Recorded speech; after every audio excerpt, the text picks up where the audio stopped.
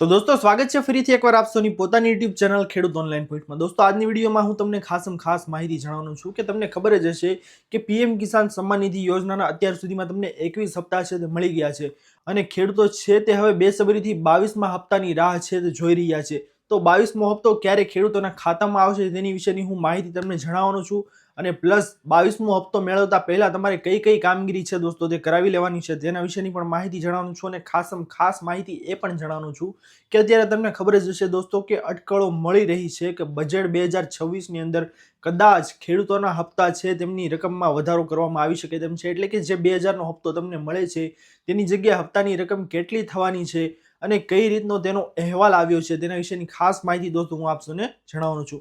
દોસ્તો વિડીયો ઉપર બનેલા રહો અને ચેનલ પર જો નવા આવ્યા હો ને તો અમારી ચેનલ ખેડૂત ઓનલાઈન પોઈન્ટને ફટાફટ સબસ્ક્રાઇબ કરી અને બાજુમાં આપેલા બેલ આઇકનને પણ પ્રેસ જરૂરથી કરી લેજો।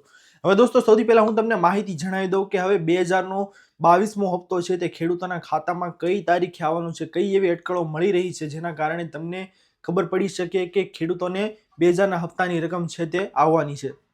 દોસ્તો હવે મીડિયા અહેવાલો મુજબ એવું જાણવા મળી રહ્યું છે કે જે અગાઉના વિડીયોની અંદર મેં જણાવ્યું હતું કે જાન્યુઆરી અથવા તો ફેબ્રુઆરી મહિનાની અંદર ખેડૂતોના ખાતામાં છે તે હપ્તાની રકમ છે તે મોકલવામાં આવી શકે તેમ છે। પરંતુ દોસ્તો હવે એવા અહેવાલો મળી રહ્યા છે કે ફેબ્રુઆરીની એન્ડમાં અથવા તો માર્ચની શરૂઆતની અંદર ખેડૂતોના ખાતામાં હપ્તાની રકમ છે તે મોકલવામાં આવી શકે તેમ છે। દોસ્તો આ તારીખો એટલે અટકળે હોય છે કારણ કે આની કોઈ ચોક્કસ તારીખ છે તે સરકાર દ્વારા જાહેર કરવામાં આવતી નથી। આ કદાચ તો મોદી સાહેબ છે તે કોઈ ફંક્શનની અંદર હાજર રહ્યા હોય અથવા તો તે મન કી બાતના એપિસોડની અંદર તે જાહેરાત કરે છે કે પીએમ કિસાન સન્માન નિધિ યોજનાનો આગામી હપ્તો છે તે કઈ તારીખે ક્યારે ખેડૂતોના ખાતામાં છે તે મોકલવામાં આવશે, જેથી કરીને દોસ્તો તેની કોઈ ચોક્કસ તારીખ નથી।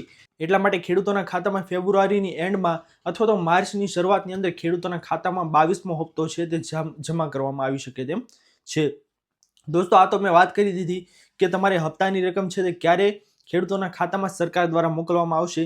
હવે તમને એ માહિતી જણાવી દઈએ દોસ્તો કે આગામી હપ્તો તમારે જો મેળવવો છે ખેડૂતોને તો તમારે કઈ કઈ એવી કામગીરી છે તે અત્યારથી કરાવી લેવાની રહેશે જેના કારણે તમે 22મા હપ્તાનો લાભ લઈ શકો અથવા તો નવા રજીસ્ટ્રેશન કરાવેલા જે કોઈ પણ ખેડૂતો છે તેમને એવી કઈ કામગીરી કરવાની છે જેથી તેમને 22મા હપ્તાનો લાભ છે તે સરકાર દ્વારા મળી શકે।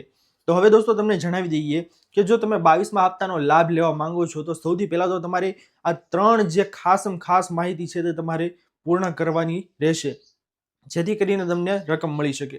દોસ્તો સૌથી પહેલી બાબત છે જેની અંદર કે ભાઈ તમારે સૌથી પહેલા તો ઈ કેવાયસી છે તે ફટાફટ કરાવી લેવું જોઈએ।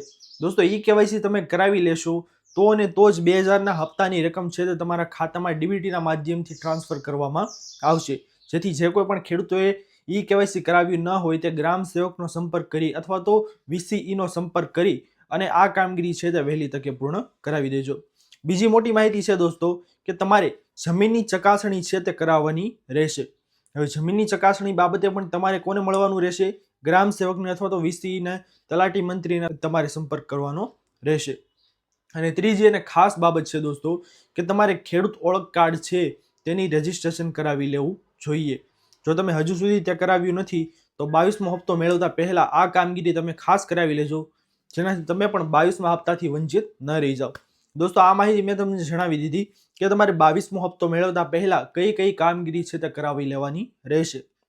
એવું નથી કે જે કોઈ ખેડૂતો છે તેને થઈ ગયેલી છે કામગીરી તેને ફરીવાર ચકાસણી નહીં કરાવવાની, તેવા ખેડૂતોને પણ જોઈ લેવાનું, તેનું સ્ટેટસ છે તે તપાસી લેવાનું કે ભાઈ બધું ઓકે છે કે કેમ, કારણ કે જો ઓકે નહીં હોય તો તમને 22મા હપ્તાનો લાભ છે તે મળવાપાત્ર થશે નહીં। તો દોસ્તો હવે તમને ખાસ માહિતી એ જણાવી દઉં કે ઘણી એવી અટકળો મળી રહી છે કે ખેડૂતોનો હપ્તો છે તે વધવાનો છે, એટલે કે તેમના હપ્તાની રકમમાં વધારો થવાનો છે। દોસ્તો આ અહેવાલ અત્યારે જાણવા મળી રહ્યા છે, ખૂબ જ મોટા ભાગમાં આ અફવા હોય કે હકીકત હોય તે મને નથી ખબર, પરંતુ જાણવા એવું મળી રહ્યું છે કે ભાઈ બજેટ 2026 જ્યારે લાગુ થવાનું છે ત્યારે ખેડૂતોને એવી આશા છે કે તેમને પણ ઘણા બધા લાભો મળે, એવામાં પીએમ કિસાન સન્માન નિધિ યોજનાની રકમ છે તેમાં હપ્તામાં વધારો કરવાનો છે। એટલે કે જે વાર્ષિક ખેડૂતોને 6000 રૂપિયાની સહાય છે તે આપવામાં આવે છે પીએમ કિસાન સન્માન નિધિમાં, તે હપ્તાની રકમ 6000 ને બદલે 9000 કરવામાં આવશે। એટલે કે તમને એક હપ્તો છે તે જે 2000નો મળતો હતો તે 3000નો મળશે, તેવા અહેવાલો અત્યારે જાણવા મળી રહ્યા છે દોસ્તો। પરંતુ આના વિશે તમને જણાવી દઉં કે અત્યારે કોઈ પણ સચોટ માહિતી છે તે ક્યાંય આપવામાં આવેલી નથી કે ખેડૂતોનો હપ્તો છે તે વધારવામાં આવશે જ। દોસ્તો અત્યારે ખાલી એવા અટકળો મળી રહ્યા છે કે પીએમ કિસાન સન્માન નિધિ યોજનામાં હપ્તાની રકમમાં વધારો કરવામાં આવે. આવું તો દોસ્તો છેલ્લા 1 વર્ષથી હું સાંભળી રહ્યો છું, પરંતુ વચ્ચે વચ્ચે જે હપ્તા આવ્યા તે તો 2,000ના જ આવ્યા છે. તો આમાં આપણે કઈ રીતે કહી શકીએ કે પીએમ કિસાન સન્માન નિધિ યોજનામાં હપ્તો છે તે વધવાનો છે? તેથી એવા અહેવાલો અત્યારે મળી રહ્યા છે કે બજેટ 2026ની અંદર ખેડૂતોને લાભ આપવામાં આવશે. જી હા, બીજા કઈ લાભ હોય તો અલગ વાત છે, પરંતુ પીએમ કિસાન સન્માન નિધિ યોજના વિશે હજી કાંઈ સ્પષ્ટ રીતે માહિતી છે તે ક્યાંય દર્શાવવામાં આવેલી નથી. તેથી અફવાઓથી તમારે બચવું દોસ્તો. આ હતી આજની સૌથી મોટી અને મહત્વપૂર્ણ ખાસ ખેડૂતોને કામ લાગી શકે તેવી માહિતી કે પીએમ કિસાન સન્માન નિધિ યોજનામાં ખેડૂતોને હપ્તાની રકમમાં વધારો થવાનો છે કે નહીં, તેના વિશે મેં તમને માહિતી જણાવી દીધી. 22મો હપ્તો મેળવતા પહેલા તમારે કઈ કઈ કામગીરી કરાવવાની રહેશે તેના વિશે મેં તમને માહિતી આપી દીધી. અને દોસ્તો, તમારે 22મો હપ્તો છે તે કઈ તારીખે તમારા ખાતામાં આવવાનો છે તેની અટકળ તારીખ મેં તમને જણાવી છે દોસ્તો. સ્પષ્ટ તારીખ નથી, તે તમે યાદ રાખજો. સ્પષ્ટ તારીખ દોસ્તો ત્યારે જ આવશે જ્યારે સરકાર દ્વારા હપ્તો છે તે જાહેર કરવાની જાહેરાત કરવામાં આવશે ત્યારે. આશા કરું છું દોસ્તો કે આપ સૌને આ માહિતી પસંદ આવી હશે. જો પસંદ આવી હોય તો વિડીયોને લાઇક કરવાનું ભૂલતા નહીં. ચેનલ પર જો નવા આવ્યા હોય તો અમારી ચેનલ ખેડૂત ઓનલાઈન પોઈન્ટને સબસ્ક્રાઇબ કરી અને બાજુમાં આપેલા બેલ આઇકન પણ પ્રેસ કરી દેજો, જેના લીધે આવી જ મહત્વની ખેડૂતોને લગતી અપડેટ્સ આપ સૌને આ ચેનલના માધ્યમથી મળતી રહે. તો દોસ્તો, મળીએ હવે પછીના વિડીયોમાં. ત્યાં સુધી જય હિન્દ અને વંદે માતરમ.